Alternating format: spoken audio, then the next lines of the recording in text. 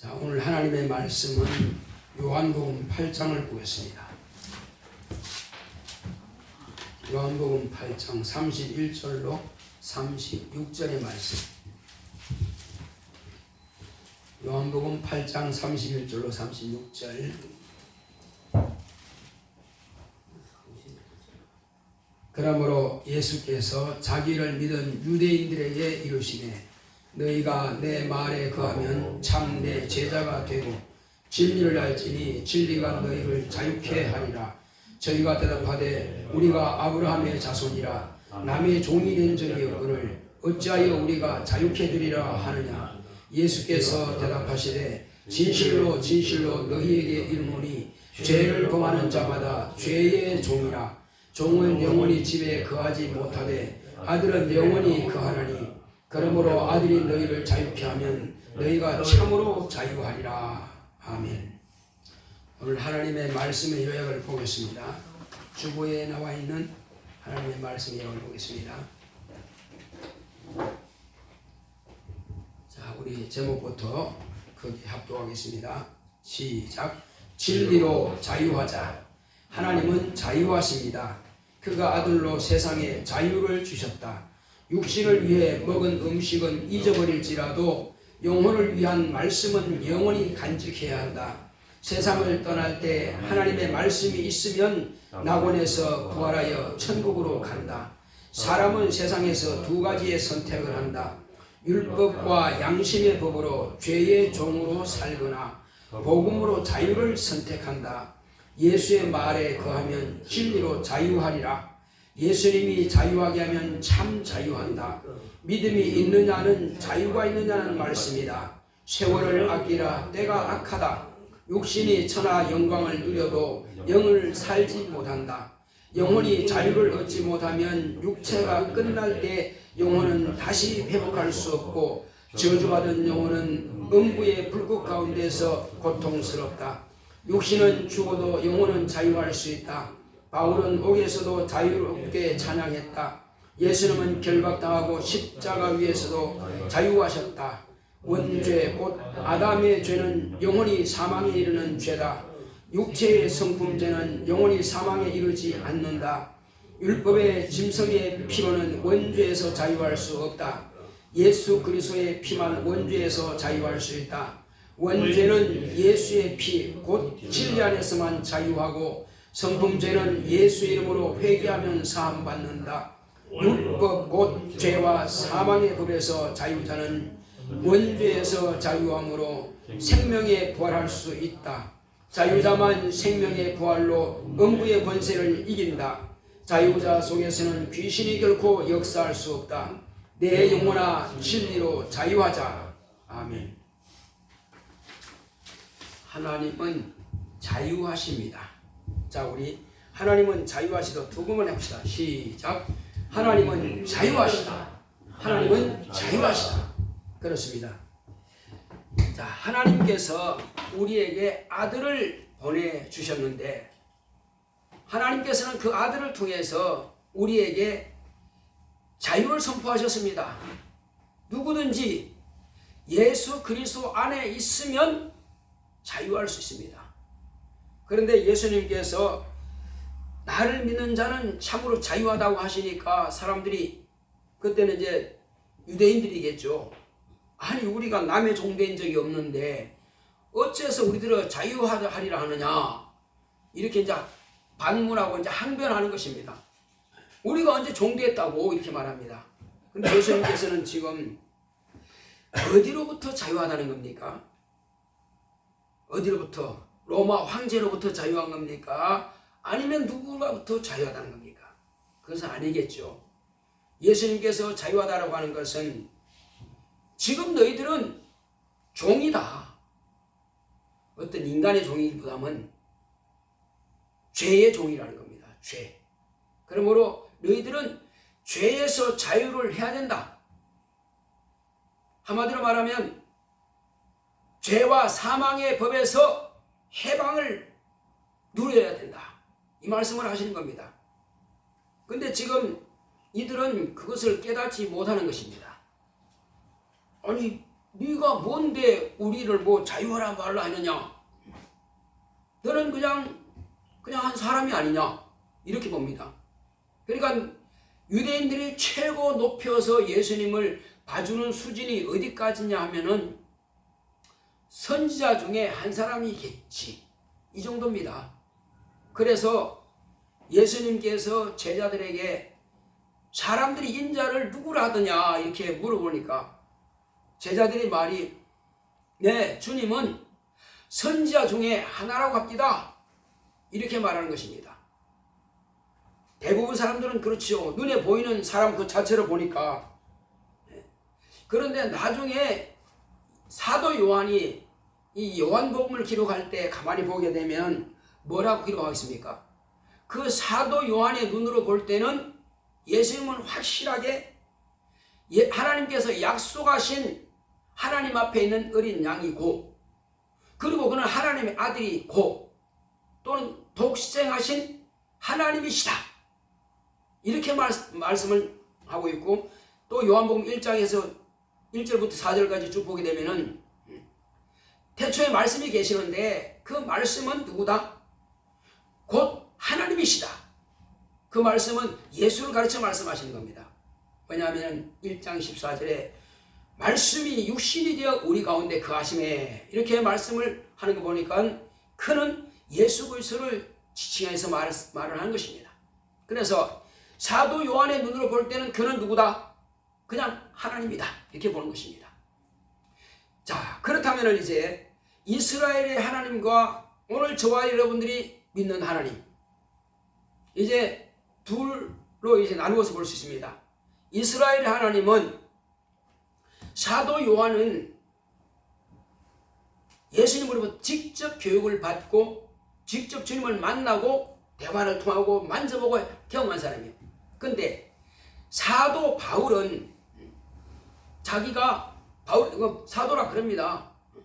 나는 하나님의, 왜 내가 사도가 되느냐? 내가 주님을 만났으니까 나 사도 된 게 아니냐? 그리고 주님께서 나를 부르셨다. 내가 이방인의 사도로 나를 택해서 부르셨으니까 나 사도 맞지? 다른 사람들은 다 아니라 할지라도 사도 바울이 전도해서 세운 그 교회들은 다 사도 바울을 뭐라 한다? 사도라고 해야 되는 것이 맞다는 것입니다. 자, 그래서 그 바울이 말하기를 그가 율법 아래 있을 때에 아직 죄로부터 자유함을 누리지 못할 그때에 그는 예수의 제자들을 죽이려고 대제사장으로부터 공문을 받아가지고 다닙니다. 그때 뭐라 그럽니까? 한 사람이 이제 막 예수에 대해서 전하고 율법에 대해서 전하고 율법과 선지자가 뭘 말하고 있느냐? 바로 그 약속한 그 예수가 바로 이분이다 하면서 쭉 이야기할 때에 너희들이 천사가 전한 율법을 듣고도 너희들은 순종하지 지키지 않았다, 이렇게 말하니까 이놈은 돌로 패 죽여야 된다, 이렇게 말한 것입니다. 왜? 율법을 말한 분은 누굽니까? 이스라엘 백성들의 유일신 하나님이십니다. 누구도 부정 못합니다. 유일하신 하나님인데, 근데 스데반 집사는 뭐라 그럽니까? 바울이 듣는 앞에서 천사가 전한 율법이라니 무슨 소리야? 여호와 하나님은 유일하신 하나님이신데 무슨 소리냐? 이렇게 말하는 것입니다. 자, 그런데 우리가 알기는 누구의 말이 맞습니까? 지금 바울이 그때 그 하는 말이 맞는 거냐, 아니면 스데반이 하는 말이 맞느냐는 것입니다. 바울도 나중에 다메섹 노상에서 예수를 딱 만난 이후에 복음을 전할 때는 달라지죠. 바로 그가 천사가 하나님으로 현현했다. 이스라엘의 하나님은 천사가 나타나서 율법과 선자들을 세워서 우리에게 이와 같이 장차 올 메시아를 기다리도록 말씀을 가르쳤다. 그러므로 우리 조상들이 만난 그 하나님은 누구다? 여호와의 사자, 곧 천사라고 하는 것을 말하고 있는 것입니다. 그래서 그렇다면은 그가 여호와의 사자가 하나님으로 나타나셨는데 그때는 아직 예수 그리스도가 오시기 전이었기 때문에 예수 그리스도를 만날 수가 없지요. 그러면 예수 그리스도를 보내신 분은 그러면 누구냐 이 말이에요. 예수 그리스도를 보내신 분은 누구냐? 하나님이죠. 그러면 여호와가 보내느냐?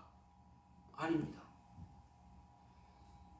여호와의 사자는 하나님의 아들을 이래라 저래라 할 수는 없습니다. 다만 그분이 오시리라 하는 것을 선지자들을 통해서 말할 뿐이지, 그런 예언을 할 뿐이지 하나님의 아들이 가라 말라 또 재림하라 말라 할 권한은 없는 것입니다. 다만 하나님의 아들이 오시는 그 길을, 아스팔트를 깔아놓고 길을 열어가는 그 일만 할 뿐이란 말이에요.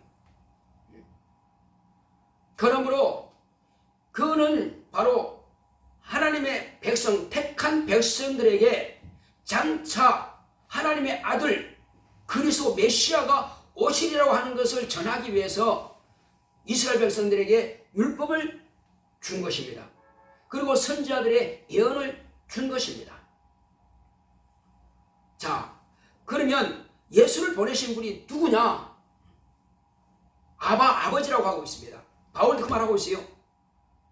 우리 아버지는 아버지다. 아버지는 최고로 큰 아버지요. 자, 이 배목사의 아버지가 계십니다. 그리고 그 위에 또 아버지가 계세요. 할아버지.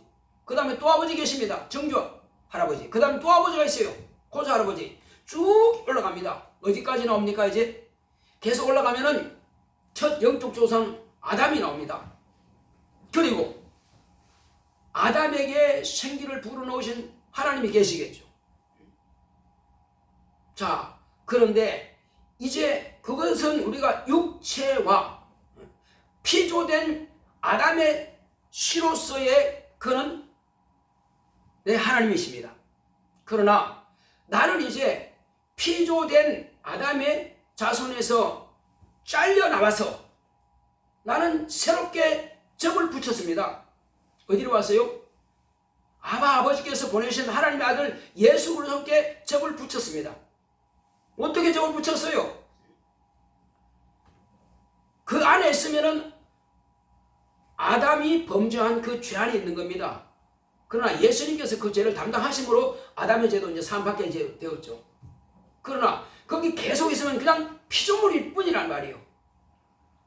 피조물이지만 그러나 과거에는 그냥 피조물로서 하나님 했다면은 이제 침례를 통해서 예수님께 접을 붙였기 때문에 침례를 통해서는 저는 이제 하나님의 아들이라고 하는 그 신분을 얻게 된 것입니다.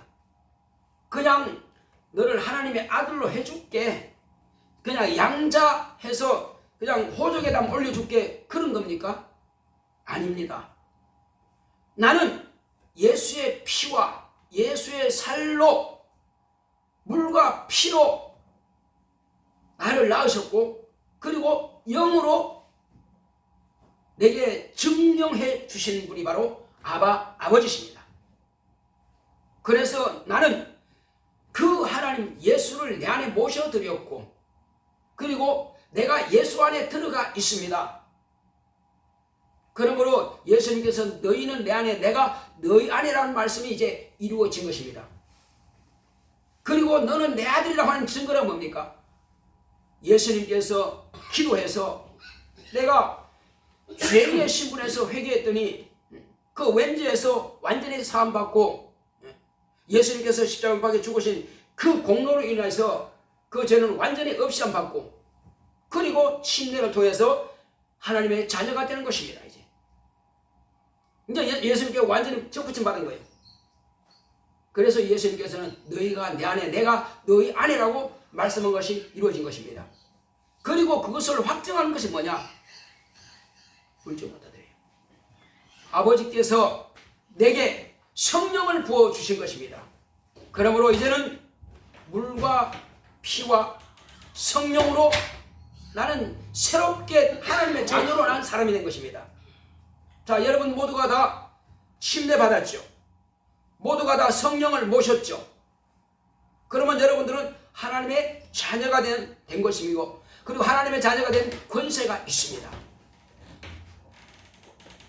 과거에 이스라엘 백성들에게 율법 아래에 있던 그 사울이라고 한 청년은 율법의 열심을 가지고, 율법의 양심을 가지고, 율법의 양심대로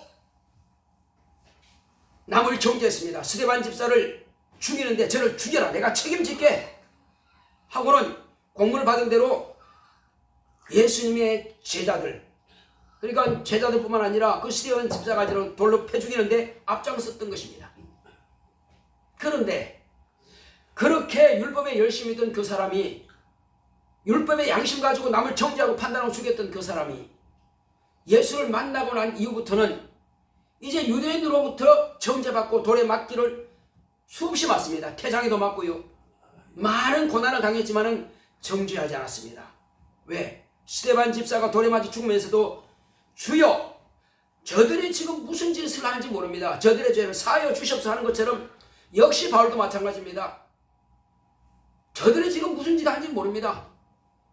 그러나 내가 이 일을 위해서 주님께서 나를 택하셨사오니, 내 모친의 태중에서부터 나를 택하셨사오니 이제 내가 이 말씀을 확실하게 가르치겠나이다 하고는 이제 하나님의 말씀이 그 안에 확실하게 들어갈 수 있도록 깊이 있게 이 생명의 말씀을 전하기 시작하는 겁니다.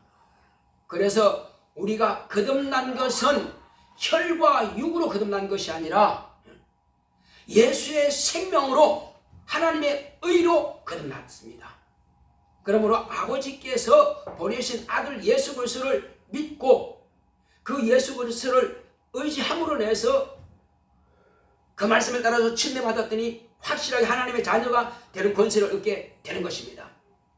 이로부터 이제 저와 여러분들은 모두가 다, 과거에 율법 아래에 있던 사람들은 그 율법 아래에서 우리가 항상 율법의 종로로 됐던 것입니다. 어디까지? 사망에 이르기까지 종로를 했습니다. 이스라엘 백성들은 율법을 철저히 지켜도 그들은 마지막은 멸망인 것입니다. 살 길이 없어요. 그러나 그들이 다만 짐승의 피를 흘렸던 것을 하나님께서 인정해 주시는 건 뭐냐? 이 짐승의 피가 장차 메시아가 와서, 그리스도가 와서 너의 죄를 담당하실 것이라는 그 믿음을 가진 사람은 심판대 앞에서, 백불자 심판대 앞에서 심판을 받고 구원을 받습니다. 그러나 그 믿음이 없었다면 심판을 받고 천국은 못 가는 것입니다. 율법을 잘 지켰는데. 그래서 제가 오늘 한 가지 예를 들어보겠습니다. 우리가 운전하는 사람들은 운전하고 보행자들은 이제 신호등을 다 봅니다. 그래서 신호등은 파란 불 때는 건너갑니다. 또 파란 불 때 차도 갑니다. 그래서 우리는 신호등을 잘 지켜요. 그러면 상 줍니까? 안 줘요. 그건 당연한 거니까. 그게 이 세상 법칙이에요. 그래서 안 지켰어. 그럼 다쳤어. 그럼 자기 책임이요. 율법은 바로 그런 것입니다. 또 한 가지 예를 들겠습니다. 내가 지금 학생입니다. 초등학생이든 대학생이든 상관없어요. 학생입니다. 학생이면 이제 날짜를 딱 정해놨어요. 언제? 중간고사, 기말고사, 졸업고사, 고사 있습니다. 그러면 그 전부터 미리 열심히 공부하겠죠. 열심히 공부해서 딱 시험 전에 이제 준비 다 끝났다. 그러면 이제 마음이 자유한 겁니다. 시험 날짜를 빨리 오기, 이제 시간이 빨리 오기를 바라겠죠. 그런데 뭐 게을러서 못했던 이런 일로 못했던 간에 시험 준비 못했어. 그러면 시험 때가 되면은 마음이 부담이 많이 갑니다. 아, 여기까지 한 번 더 정리해야 되는데 정리 못하고, 일기 읽었는데 못하고, 아니면 혹시 초등학생, 중학생 또 게임하다가 열심히 했는데 다음 중간고사는 혹시 못했는데 기말고사는 잘 하려고 그랬는데 이제 열심히 했는데 하려고 그랬는데 못했단 말이야. 그러면 이제 뭐 어쨌든 게임하든 뭐 어쨌든 그렇게 못했어. 근데 시험 뭘 하지 뭐. 결과는 뻔한 겁니다. 그래서 받았어. 이제 아버지나 어머님이 가져와봐라. 시험지 가져와봐라. 뭐 할 말 없지 뭐. 왜 그럴까요? 그것은 내가 안 한 만큼 안 될 뿐이요. 그것이 양심이고 그것이 율법입니다. 한 만큼은 반드시 보상을 받아요. 밭에다가 씨를 뿌렸으면 반드시 거기엔 뭘 심었든지 나게 되어 있습니다. 그리고 분명히 나는 그 가운데서 내가 잘 가꾸고 잘 돌보아 주었으면은, 잘 돌보, 거름을 잘 주고 김을 잘 맺으면은 충실한 열매를 맺겠죠. 근데 심어놓기만 하고 손도 안 봤어? 그러면 잘 열리겠어요? 약도 쳐야 되고 비료도 줘야 되고 김도 해줘야 되는데 안 했어. 그러면 저 주소하러 가면 별거 없지 뭐. 심은 대로 될 뿐이요. 그게 율법입니다. 그게 양심이에요. 그렇다고 해서 그거 잘했다고 해서 누가 상 주지 않습니다. 사업한 사람 열심히 사업했어. 그러면 당연히 내게 수익이 있는 것입니다. 그런데 예를 들어서 내가 지금 제품을 며칠 날까지 납품해야 되는데 이런 일을 바빠서 납품 시간 가까되는데 아직 못했어. 그러면 밤새 하는 거예요. 왜? 자유가 없으니까. 일단 납품할 준비가 다 끝났으면 자유한 거예요. 그럼 준비가 안 됐어. 그러면 마음이 부담 가는 거지 뭐. 똑같은 것입니다. 이것이 율법 아래 있는 사람들이요. 오늘날도 우리가 율법 아래 있는 사람처럼, 양심 아래 있는 사람처럼 마땅히 자기가 해야 할 일을 하는 것입니다. 우리 안사람이 준비하고 미리 충분하게 한 주간 동안 기도해서 대표 기도하는 것처럼, 또 반주자가 충만하게 기도하고 준비해서 연습해서 이렇게 반주하는 것처럼, 또 찬양 인도자가 그렇게 충만하게 준비해서 찬양하는 것처럼, 그렇게 미리 준비되어 있으면 부담이 안 가는데 준비 안 됐으면 부담가게 되어 있어요. 이것이 바로 율법입니다. 그러나 예수 안에 들어온 사람은 뭐가 차이 나느냐? 예수 안에 들어온 사람들은 예수님이 내 구주다, 그리고 나는 내 영혼을 그분께 맡긴다 하고 입으로 신하고 그분의 말씀 안에 내가 들어가 있으면은 나는 하나님의 자녀가 되는 권세를 얻기 때문에 그때로부터 자유한 것입니다. 공부하든 못하든 싫어지기도 아니면 그건 상관없어요. 그건 상관없고 내 영혼이 예수 믿느냐 안 믿느냐 그 차이예요. 믿고 그 믿음을 끝까지 보존만 하면은 이 땅에 살다가 빨리 죽을 수도 있고 늦게 죽을 수도 있고 100년을 살 수도 있고 그 전에 죽을 수도 있습니다. 그러나 어쨌든 우리는 어디 간다? 낙원으로 가는 거예요. 자, 그래서 제대로 된 신앙생활하고 내가 물과 성령으로 거듭난 사람은 누구와 같으냐면은, 바울은 빌립보 감옥에서도 신라와 함께 그가 잡혀 죽을지 몇 년이 살지 몰라. 그러나 그 안에서는 하나님을 막 찬송하는 것입니다. 왜 찬송합니까? 내가 밖에 있으면 전도하면 되는 것이고, 감옥에 있으면 그냥 쉬면 되는 것이고, 감옥에 있어도 내가 감사한데 어떻게? 복음 전하다가 감옥에 갔으니 하늘에 상이 있단 말이에요. 하늘에 상이 있습니다. 그래서 찬양 안 할 수 있겠느냐 말입니다. 얼마나 감사해. 또 예를 들어 보겠습니다. 자, 침례 요한이 자기가 이제 다 끝나고 헤롯 왕으로부터 잡혀서 감옥에 갇혔어. 그리고 이제 목을 베이서 죽었어요. 자기 책임을 다한 것이고, 그런 자기 상을, 최고의 상을 받은 것입니다. 그런데 제자들이 와서 예수님께 와서 그럽니다. 헤롯이 이런 일로 인하여서 그 생일에 침례 요한이 목을 잘라서 그렇게 했습니다. 하니까 주님은 대답 안 했어요. 그 당연히 자기가 갈 일 간 것이고 최고의 상을 받는 거니까 그보다 더 큰 상이 없어요. 자, 그렇다면 그리스도인들은요? 그리스도인들은 자기가 실수로 죽는 거야 상관없지. 그러나 구원은 받습니다. 그러나 복음을 전하다가 잡혀서 핍박받다가 감옥에서 죽든지 사형판결 받아 죽든지 그러면 하늘에서 최고의 상입니다. 이보다 더 귀한 상은 없어요. 그래서 이건 부끄러울 일이 아니고 찬양하고 기뻐하고 즐거워할 일입니다. 그래서 사도 바울은 신라와 함께 거기서 빌립보 감옥에서 정말로 즐거워한 것입니다. 그랬더니 결국 어떻게 됐습니까? 하나님께서 내 종이니까 내 종 내놔라. 어떻게 해요? 그냥 땅을 지진 이렇게 하고 감옥을 흔들어가지고 감옥 문 다 열어버렸어요. 천사 와가지고 감옥 문 다 열어버리고, 그리고 죄수들 이 팔 다리에 고랑 찬 거 다 벗겨버렸습니다. 이제 자유다. 이제 마음대로 나가라. 뭐 천사가 와서 해버렸으면 끝난 거지 뭘. 그래서 지진 나길래 혹시 감옥이 어떻게 됐는가 하고 가보니까 어떻게 됐습니까? 탄소가 가보더니 문이 다 열렸네. 야, 죄수들 다 도망갔겠다. 어둠침침한데 보니까 문이 열려있고 다 도망갔겠지. 그럼 내가 살면 뭐래? 어차피 나도 죽을 테니까 차라리 자살해버리자 하고 칼 빼가지고 자살하려고 하니까 어둠침침한데 바울이 보니까 저 사람이 죽으려고 그러네. 그래서 죽지 마라. 우리 다 여기 있노라. 왜 그랬을까요? 왜 안 나가고 거기 있을까요? 얼마든지 나갈 수 있는 기회가 있고 시간도 주어졌는데 왜 안 나갔을까요? 자유하니까. 감옥에 있으나 밖에 나가 있으나 똑같은 것입니다. 육체만 감옥에 있을 뿐이지 그 사람의 영혼은 자유한 영혼이에요. 할렐루야. 우리의 믿음이 여기 있는 것입니다. 우리의 믿음이라고 하는 것은 어디에서나 다 자유한 겁니다. 예를 들어보겠습니다.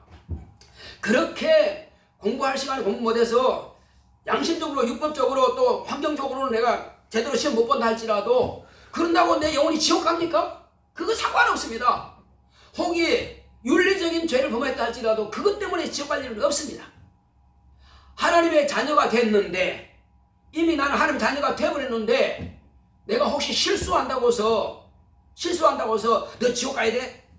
그런 잔인한 아버지가 어디 있겠습니까? 우리는 나를 낳으신 분인데. 그래서 성경에 보면 그러잖아요. 어떤 사람이 아들이 재산 팔아가지고 밖에 나가서 크라마타 다 써버렸습니다. 그러고는 이제 코가 이만큼 빠져가지고 내가 아버지 집에 가서 종이라도 내가 열심히 해야지 하고 이제 먹여주니까 밥이라도 먹어주니까 그래서 뭐 꾸지정은 할 수 없지 뭐 내 마저 마셔야지 뭐 하고 이제 코막 이만큼 빠져가지고 저 골목 앞에 들어있습니다. 이 집도 제대로 못하고 그냥 왔다 갔다 해요. 근데 아버지는 그 소문 듣고 빨리 뛰어가서 그냥 아들아 하고 앉습니다. 내 아들아, 너는 이랬다가 내가 찾았다. 죽은 자식 네가 돌아온 거다. 그래서 그렇게 아버지는 아들을 안고 막 입을 맞추고 너무 좋아가지고 그것이 아버지입니다. 육신의 아버지도 하물며 그렇게 우리를 사랑하시는데 육신의 아버지도 아무리 잘못해도 내가 뒤집어낸다고 죽기 바랍니까? 아니요. 성질 나니까 아버지가 그 말씀 하셨겠지만은 절대 죽기 바라지 않습니다. 어떻게 키운 자식인데 죽기 바라겠어요? 절대 그렇지 않습니다. 오해하지 마시기 바랍니다. 우리 하나님 아버지는 결단코 우리를 그렇게 버리지 않습니다. 우리를 끝까지 책임지시는 분이 하나님 아버지십니다. 그 아버지는 천사가 아니에요. 천사를 창조하신 분이고 아들을 이 땅에 보내신 분이시고 저와 여러분들을 낳으신 아버지십니다. 그 아버지께서 저와 여러분들에게 언제 어느 때라도 괜찮다. 네가 혹이 공부를 좀 못해도 괜찮고 네가 혹이 실수로 좀 사고 좀 쳐도 괜찮고 혹이 네가 좀 시험에 떨어져도 괜찮고 다만 네가 건강해라. 그리고 네 신앙만이 확실하게 지켜라. 이거지 우리 아버지십니다. 이 땅에 있는 거 어차피 다는 놔두고 갈 거야. 어차피. 그러니까 놔두고 갈 것 때문에 너무 그렇게 신경 쓰지 말고 다만 네 믿음만 견고하게 지켜라. 그리고 건강해라. 저도 마찬가지입니다. 우리 자녀들 실수할 수 있습니다. 잘하고 똑같은 상관없습니다. 건강해라. 그리고 오직 건강하고 믿음만 지켜라. 이것이 내 소원입니다. 우리 자녀들은 부모들은 그래요. 나는 자식을 위해서 죽도록 걸음이 되면 되는 것이고 자식들은 부모의 걸음을 빨아먹고 건강하게 튼튼하게 자라고 믿음이 잘 자라서 장차 주님 앞에 거룩하게 쓰임받으면 되는 거예요. 그가 무슨 일 하든 그거는 이제 자기 삶이 가는 것이고 나는 내 삶을 왔으니까 자식은 자기 삶이 있으니까 이래라 저래라 나는 간섭하지 않겠단 말이에요. 오직 믿음만 잘 지켜라. 이것이 아버지의 마음입니다. 진실로 나는 자식 사랑합니다. 진실로 사랑해요. 왜 그럴까요? 하나님 아버지께서 나를 그렇게 사랑하시니까 내가 어찌 내 자식 사랑하지 않겠어요? 마찬가지입니다. 성도들 다 그렇게 내 자식처럼 사랑합니다. 그래서 새벽마다 저는 기도해요. 간절히 기도하죠. 사업이 혹시라도 안 될까 마음이 염려되죠. 또 혹시 또 무슨 일이 있을까 염려되죠. 그 마음이 염려를 떨치기 위해서 막 기도하고 귀신 쫓아내고 막 그렇게 합니다. 그리고 특별하게 무슨 일이 없으면 괜찮아요. 근데 갑자기 어떤 전화가 온다 그러면 혹시 무슨 일인가. 여러분들이 밖에 나가 멀리 있었다고 부모님들은요, 혹시라도 전화 오면 전화 안 오면은 편안한 거예요. 그냥 안전한 거예요. 근데 전화 오면은 긴장이 되죠. 혹시 무슨 일인가. 이게 부모들의 마음이에요. 항상 부모들은 안전, 건강. 공부 좀 잘하고 못하고 그 큰 문제가 아닙니다. 그 큰 문제가 아니. 그건 조금만 더 생각하고 한마디로 뭐가 딱 결심하면 되는 거거든요. 그래서 우리 하나님께서는 우리를 사랑하시되 끝까지 사랑하십니다. 예수님께서 제자를 사랑하되 끝까지 사랑하신 것처럼 저와 여러분들의 아버지는 끝까지 영원토록 사랑하십니다. 율법에 너무 걱정하지 마라. 율법은 예수님의 능력 가지고 예수님의 권세 가지고도 능히 그 죄는 싹 씻어줄 수 있다. 양심적으로 죄 지은 날 내가 사해주마. 그건 기도하면 다 사함받습니다. 기도하는만 사함받아요. 그러나 원죄인 아담의 죄라든지 아니면 불순종의 죄, 아니 불신앙의 죄, 우리가 예수를 믿지 않는 죄, 이거는 지옥 갈 죄입니다. 그러니까 우리가 믿기만 하면은, 신앙만 가지면은 우리는 원죄에서 자유한 것입니다. 그래서 원죄에서 자유한 사람은 아무 것에도 두려워할 거 없습니다. 그리고 이 원죄로부터 완전한 자유를 얻은 사람은 어떤 사람이냐? 하나님의 권세가 있습니다. 자녀에게 권세를 주신 것입니다. 그 권세가 있는 자들은 귀신도 그 앞에서는 덜덜덜덜 떨립니다. 너희들이 하나님이 유일하신 분인 줄 아느냐? 믿느냐? 귀신도 하나님은 한 분이신 줄 알고 두려워 떠느니라고 성경이 이렇게 말씀하고 있습니다. 우리는 예수 안에서는 이제 귀신이 우리를 회방하지 못합니다.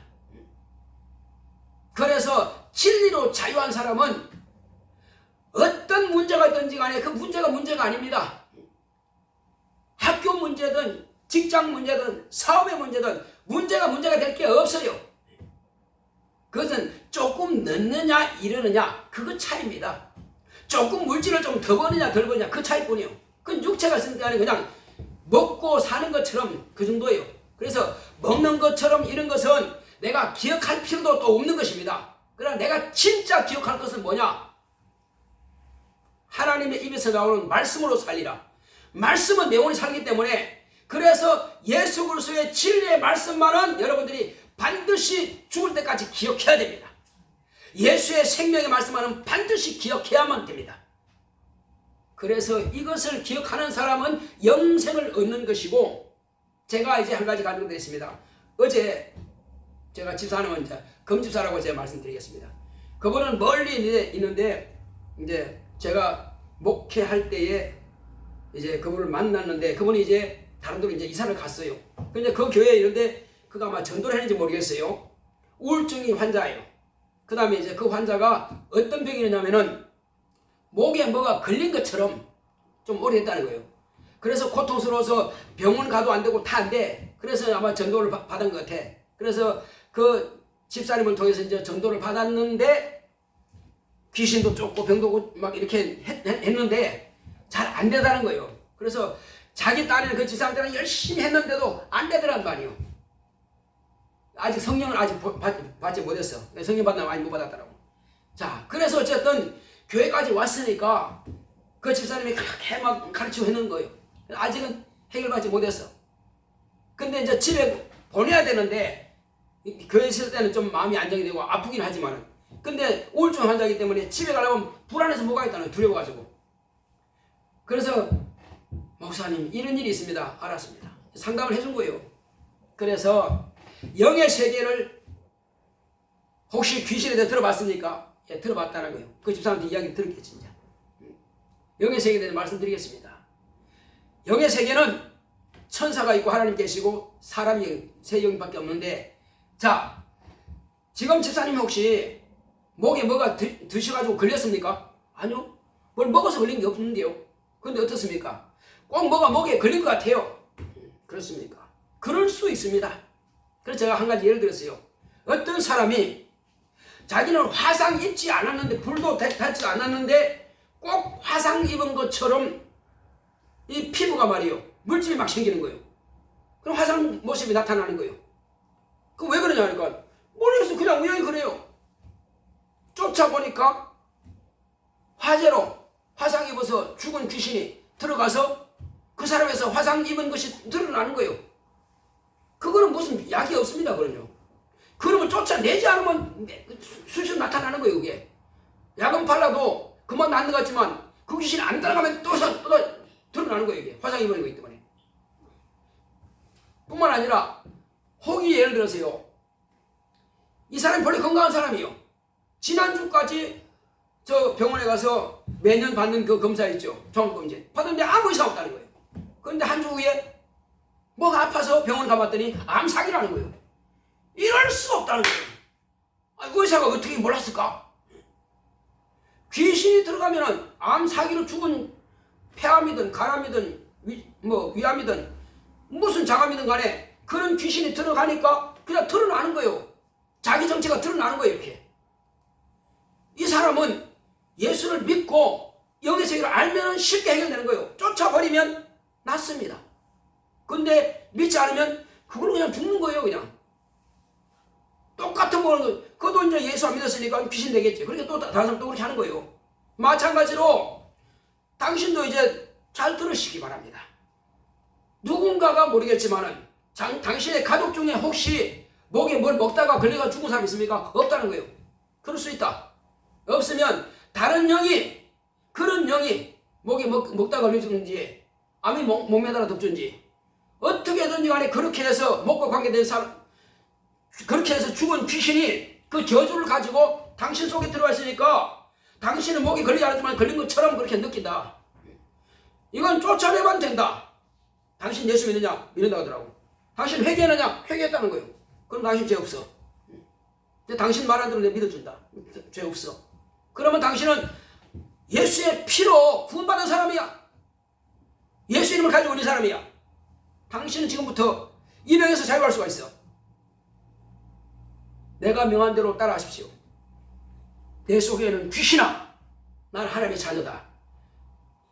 네 목에 걸린 그 저주, 그건 네 거야. 네가 살아있을 때 가진 거야. 가지고 떠나. 내가 너를 미워하고 내가 너를 저주한다. 나가라! 하니까는 꾸짖었죠. 이제 그러고 나서 내가 기도한 겁니다. 주여, 이 사람의 영혼을 불쌍히 여기사 육체 속에 방해는 귀신이 떠나게 하소서. 기도하고는 내가 예수로 부르며오니 들었지. 이 사람이 너를 저주하는 거야. 이 사람 너를 미워하는 거야. 나가라! 명령하고 나서 자, 고개 흔들어 봐라. 안 아프다는 거야. 이제 멀쩡하다는 거야. 그냥 멀쩡하면 그냥 갔어요. 축복해 주고. 그런 겁니다. 눈에 보이지 않지만은 이거는 의술로는 해결 안 돼요. 뭘로 수술하겠어요? 수술하는데 된 것도 아니고. 왜 의술 보면 아무 이상이 없거든. 의학적으로는 아무 이상이 없는데 이 사람은 목이 걸린 것이 아프단 말이에요. 그래서 이거는 영적으로밖에 해결할 길이 없는 거예요. 깨끗하게 치료된 것입니다. 하나님께서는 지금도 살아계셨어요. 그리고 이제 이거 집사람이 그래, 김 검사님이, 목사님 가려고 불안한데요. 걱정하지 마세요. 혹이 가다가도 집에 가서도 불안하면은 내가 목사님한테 전화하면 또 쫓아내면 되지. 그런 자신감 가지세요. 걱정하지 말고. 또 그런 불안하고 그런 게 있으면 나한테 전화하세요. 또 쫓아면 되니까. 그치, 전화 안 하겠지. 그런 담력을 가지고 가니까 괜찮은 거예요. 심지어는 수많은 사람 속에서 귀신 쫓아냈습니다. 저는요. 심지어는 2층인가 3층에서 떨어져가지고 척추가 부러진 사람이 있어요. 그럼 완전히 꼬부라기 마른 사람도, 그건 청년대 일이죠. 그 사람도 축사하고 귀신 쫓아내고 주물러서 편의관 걸어가더란 말이에요. 별 희한한 사람까지 다 있습니다. 한 20년 동안 허리가 꼬부러져가지고 헌금 봉사위원 하는데 해도 제대로 안 돼. 펴지 못했어요. 그런데 그날 덕정 수양관에서 다 끝나고 이제 말씀 끝나고 나서 나는 그냥 축사만 하는 사람이에요. 그 사람 내 앞에 오기로 그냥 축사해주고 보내는데 나더러 그래요. 아이 목사님 나 이제 괜찮아요. 뭐가 괜찮아요? 20년 동안 허리가 꼬부러졌었는데 못 펴는데 이제 펴졌어요. 나 이제 목사님 업을 수 있어요. 그러더라고. 그런 것입니다.